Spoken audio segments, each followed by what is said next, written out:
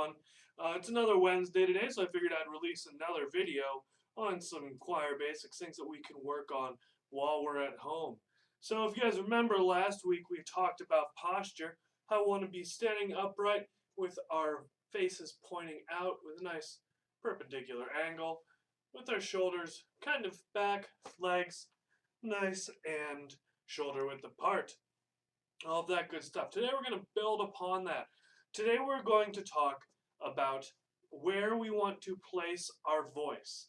Now that might sound kind of weird. I can't really move my voice from here over to, say, out the door. So what we're going to talk about, and what I mean when I talk about where we're placing our voice, we're placing our voice inside of our throat and mouth. So we have a couple options. There's a few different ways of singing. The most common way for people who are either not really trained or is actually surprisingly common in pop music is singing just like you're talking. So that voice, if you're talking, you can feel it's right in the back of the throat, kind of right about here. You can feel that as you're talking. And when you're singing, it doesn't necessarily sound bad, but in terms of liturgical singing, that's not what we're looking for. So if we're singing, we don't want to go, holy, holy, holy. If you hear that, that sounds a little bit more grating. Now, on the exact opposite end of that spectrum, somewhere where we also don't really want to be, is when we are singing too far forward. So when you sing, you want to raise what's called your soft palate. It's right up here, roof of your mouth, where you get peanut butter stuck all the time. You want to raise that. Now, people have a tendency to go from that singing exactly like how we're speaking to singing from the back of our throat, thinking, okay, if I raise my voice to the back of my throat, I'll sound a little bit better than that. And so that goes from saying something like, holy, holy, holy, to holy, holy, holy. That's a lot more of a, I want to say, modern pop sound. That's not really something that we want to be using during the sacred liturgy. Well, we want to find somewhere that's right in the middle of the two. We want to have our voice right in the front of our mouth. So if you can imagine this is your mouth, we want our voice, we want to go from here, which is where we're talking, up to here, which is when we're in our throat singing, up to right about here, which is right where we want it, right where we can get that nice tone. So one of the exercises that I like to do, and that you guys could try at home, is you can choose any note, doesn't matter what it is. I want you to make an ooh, so an ooh, an O with your mouth. Then I want you to start out singing just like you would talk. So ooh. And as you do, I want you to try to see if you can feel your voice moving up into your mouth as you adjust. So we'll go from that talking voice up into the throat voice. So you can hear it go a little more from an ooh to a aw. So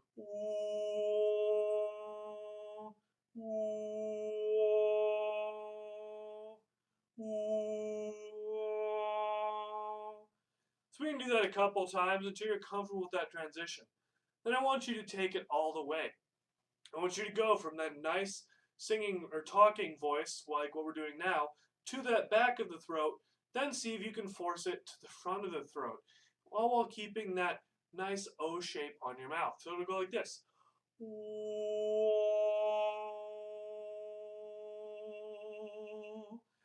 Once again.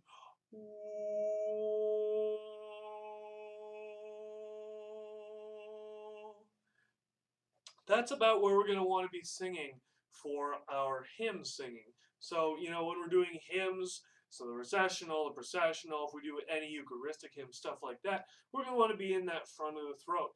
It gives you a really good place to have good diction, as well as a really nice place where you can sing comfortably without feeling like you're having to strain your voice too much.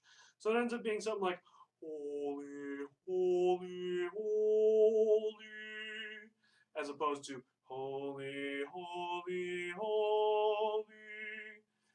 So I want you guys to practice that, getting your voice from the back of your throat up to the front of your mouth where your soft palate is. Now there is a little bit more of a softer tone that we want to go for, and we're going to only be using that for things like chant or for individual psalms that call for it. That's something we'll go over more in person, or I might put out a video on it in a couple weeks, but that's not so important.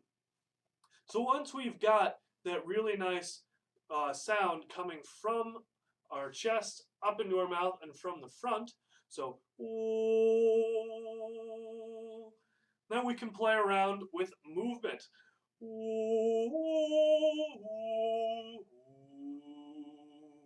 And play around with that. When you're playing around with movement up there, it is very important and also a little difficult to do at first, but it's very important they avoid doing something that I like to call the Les Mis scoop. It's where instead of jumping from note to note, like so, you scoop up to it. So jumping, or you scoop. So you can hear that a lot in a lot of songs. So we'll do it again with the Holy, Holy, Holy example. I'll do it with note jumping, and then I'll do it with note scooping. Holy, holy, holy. Or we can do it with scooping. Holy, holy, holy. So as you can tell, the scooping really doesn't actually sound that bad. However, when we're doing liturgical style singing, we want to avoid that. If we're doing something more of a praise and worshipy style thing, or if we're doing a musical, that scooping is a really important tool to have, hence the name, the Les Mis scoop, because they use that really well there. But we want to practice jumping from note to note unless there's a tie or a slur. But most of our hymns don't have that. We're going from note to note. So the way that I want you guys to practice that is, a pretty simple way. You don't have to worry about being in tune. What I want you to do is just pick a note in your head, whichever note you are most comfortable with. I want you to think of that note. I want you to just start singing it.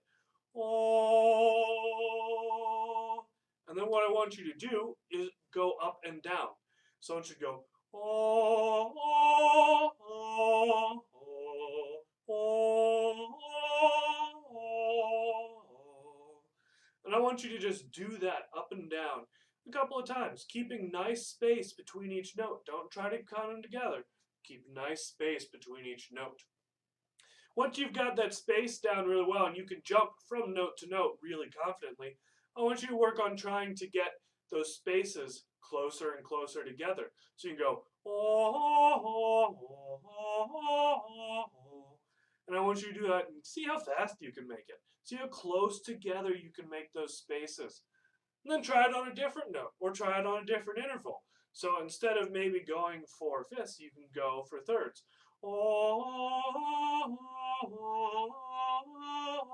Something like that.